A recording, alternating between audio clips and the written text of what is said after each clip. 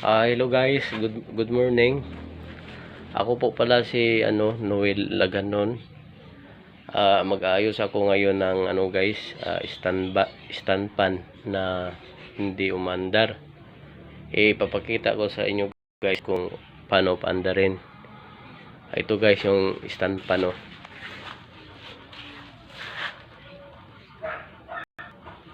Yan guys, ayaw siya umandar.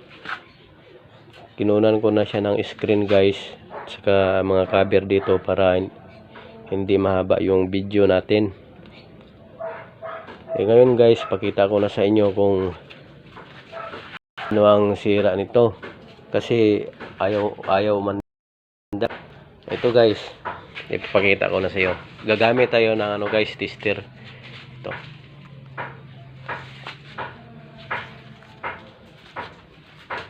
Ito guys pala yung guys, tester.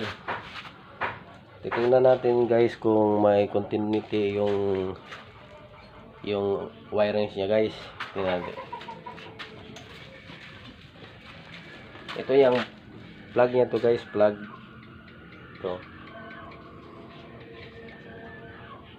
Tingnan natin.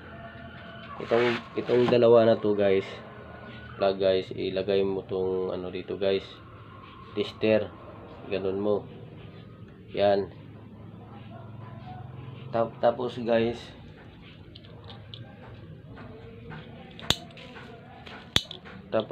yan guys, yung switch naka-zero na yan guys, naka-zero. Yan.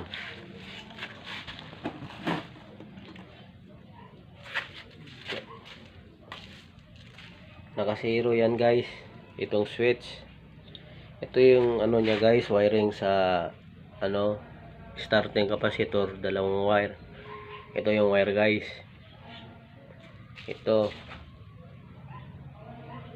dalawa na to. So ngayon guys, para malaman natin kung may continuity yung natin, yung motor niya, malalaman natin sa tester. Ito, pagpapakita ko sa inyo guys. Ito naka na to dito guys, sa plug nakalagay. Yan. Yan kaya naputol. Yan. Yan guys, pag mayroon siyang continuity, ibig sabihin very good yung wirings natin. Ito yung guys, ipapakita ko sa inyo. Ito yung wire ng wirings ng guys. Yung wire na yan guys, ito yung guys, ito yung dilaw, ito yung number 3. Tsaka yung red, ito yung number 2. Ang gray, ito yung number 1. Tsaka guys, ito yung guys, yung puti, ito yung live, galing sa to guys, galing dito sa plug. Ngayon guys, na natin guys, kasi ito nakasaksak na yung natin, dalawang tester natin, yung positive negative. So ngayon, para matingnan natin kung very good pa tong motor nating windings, kung hindi, ito guys, papakita ko sa inyo guys yung tester. Yan guys, yun, ito number 1. So ibig sabihin yan guys, mayroon very good ang number 1 natin. Ang number 2,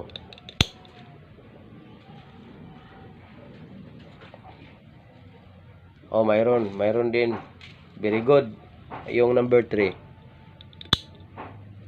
So very good guys, wala tayong problema guys sa windings ng 1, 2, 3, walang sira, wala.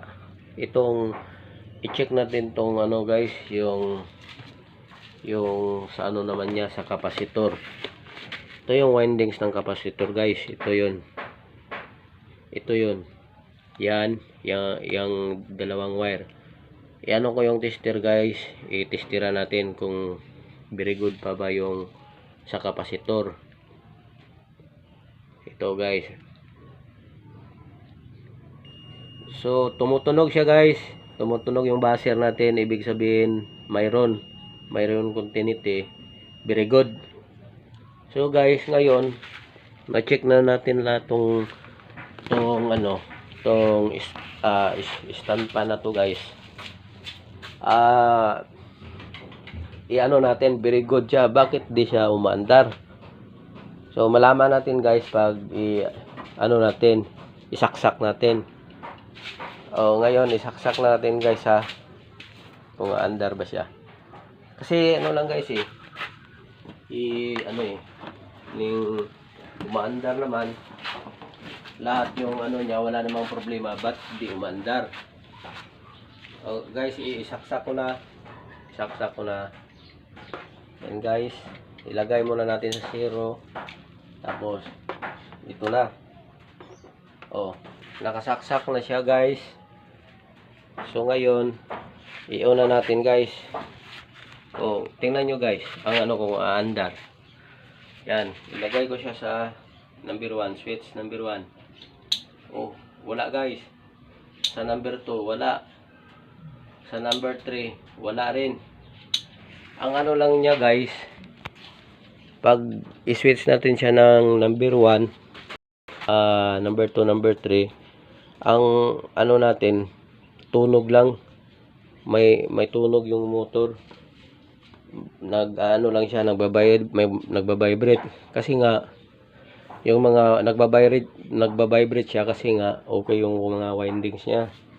So guys, titingnan natin yung ano, starting capacitor, kasi may napapansin ako dito guys. So yung capacitor guys, lumulubo. Ito guys, pakita ko sa inyo. Yun.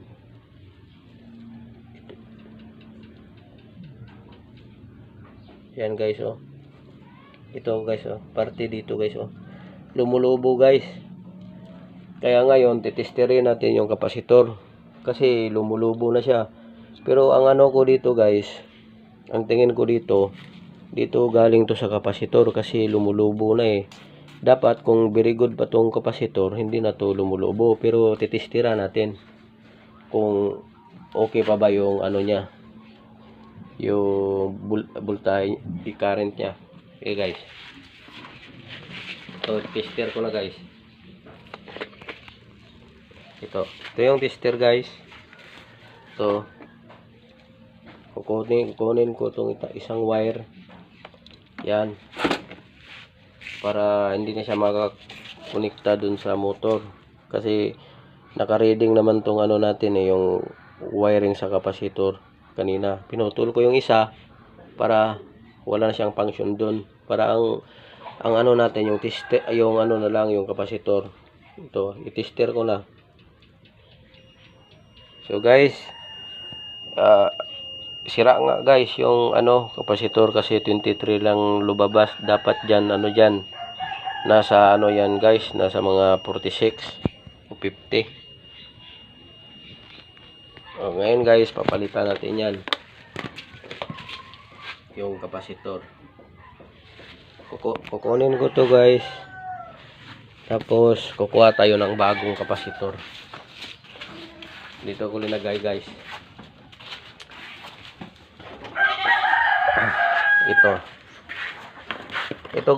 Itong ano na to guys, itong kapasitor na to,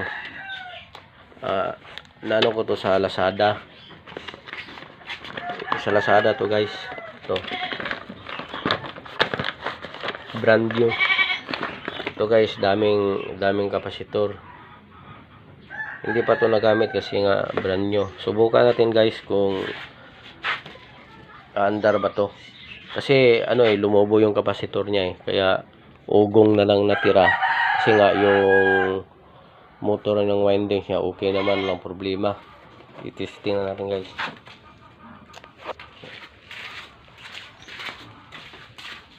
Yun na guys, ikabit ko na guys. Yun.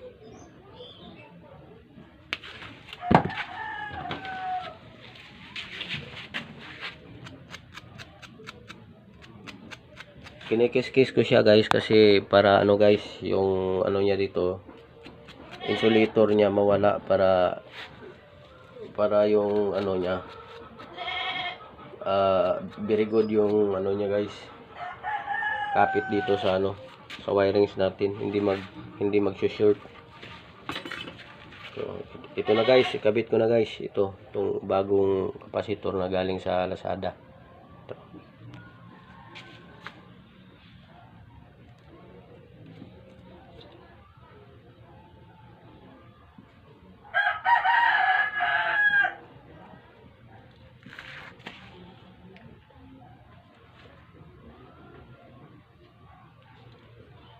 Yun guys, ito na. Yan ako na guys, i-switch ko na sa 1, 2, 3.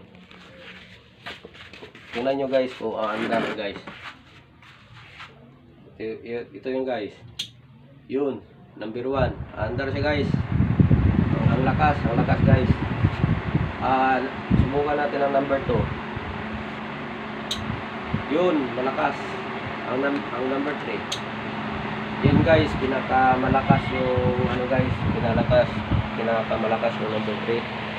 Yun guys, so umandar na. Yan. Umandar na siya guys kasi yung ano pala guys, yung kapasitor ang dahilan. Ito yung dahilan guys kasi ano kasi guys, oh. Lumubo na siya guys. So guys, yan lang guys, sana may natutunan kayo guys sa ano ko guys, sa tutorial ko. So maraming salamat guys. Bye bye guys.